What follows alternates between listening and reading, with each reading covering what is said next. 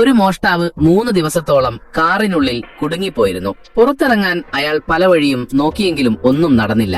ചൂട് കാരണം മരിക്കാറായപ്പോൾ കാർ ഉടമയുടെ ഫോൺ വന്നു. കാറിന് പുറത്തുനിന്ന് കാണാൻ കഴിയാത്ത ഒരു പ്രത്യേകതരം ഗ്ലാസ് ആണെന്നും അത് ബുള്ളറ്റ് പ്രൂഫും പൂർണ്ണമായും ശബ്ദപ്രൂഫുമാണെന്നും ഉടമ പറഞ്ഞു. ഇത് കേട്ട് കള്ളന് ദേഷ്യം വന്നു. പെട്ടെന്ന് തന്നെ പുറത്തുവിട്ടില്ലെങ്കിൽ പുറത്തിറങ്ങിയാൽ പ്രതികാരം ചെയ്യുമെന്ന് കള്ളൻ അലറി. പക്ഷേ ഉടമ കോൾ കട്ട് ചെയ്തു. പെട്ടെന്ന് കാറിന്റെ എയർ കണ്ടീഷണർ പ്രവർത്തിച്ചു. തണുത്ത കാറ്റ് വീശാൻ തുടങ്ങി. കള്ളൻ പേടിച്ച് പാസഞ്ചർ സീറ്റിലിരുന്ന് തണുത്ത കാറ്റ് ആസ്വദിക്കാൻ തുടങ്ങി. എന്നാൽ പെട്ടെന്ന് അയാൾക്ക് എന്തോ ഒരു അസ്വാഭാവികത തോന്നി.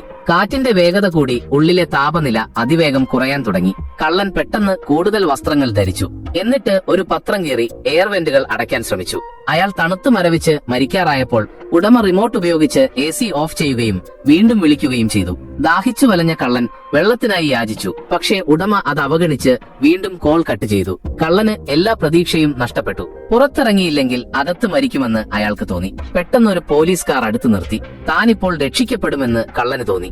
അയാൾ ഉറക്കെ സഹായത്തിനായി നിലവിളിച്ചു. പക്ഷേ പോലീസ് ഉദ്യോഗസ്ഥന് അയാളെ കാണാനോ കേൾക്കാനോ കഴിഞ്ഞില്ല. കാർ നോ പാർക്കിംഗ് സോണിലായിരുന്നതിനാൽ പാർക്കിംഗ് ടിക്കറ്റ് നൽകാൻ വന്നതായിരുന്നു അദ്ദേഹം. ഉദ്യോഗസ്ഥൻ മുൻ ഗ്ലാസിൽ ടിക്കറ്റ് വെച്ച് പോയി. കള്ളന് എല്ലാ പ്രതീക്ഷയും നഷ്ടപ്പെട്ടു. എന്നാൽ പിന്നീട് അവന്റെ കണ്ണുകളിൽ ഒരു പുതിയ പ്രകാശം ഉദിച്ചു. മറ്റൊരു കള്ളൻ വന്ന് കാർ തുറക്കാൻ ശ്രമിച്ചു. പക്ഷേ അയാൾക്കും ഭാഗ്യമുണ്ടായില്ല. അടുത്തു നിന്ന ആളുകൾ അയാളെ കണ്ടു. പോലീസ് വീണ്ടും വന്ന് അയാളെ പിടികൂടി. അയാൾ ഇപ്പോഴും കാറിനുള്ളിൽ കുടുങ്ങിക്കിടക്കുകയായിരുന്നു. രാത്രിയായി. നിരാശയിൽ അയാൾ പലതവണ സ്റ്റാർട്ട് ബട്ടൺ അമർത്തി. അത്ഭുതകരമെന്ന് പറയട്ടെ, എഞ്ചിൻ സ്റ്റാർട്ടായി. ഒരു പ്രതീക്ഷയുടെ കിരണം അയാൾ കണ്ടു. അയാൾ വേഗത്തിൽ കാർ റിവേഴ്സ് ഗിയറിലിട്ട് പിന്നോട്ടൊരു പോസ്റ്റിലേക്ക് അതിവേഗം ഇടിച്ചു. ഈ തീ അത്രയും ശക്തമായിരുന്നു, പിൻഭാഗം ഇളകി. അയാൾ ശക്തിയായി ചവിട്ടി അത് തകർത്തു. ഒടുവിൽ അയാൾ കാറിൽ നിന്ന് പുറത്തിറങ്ങി.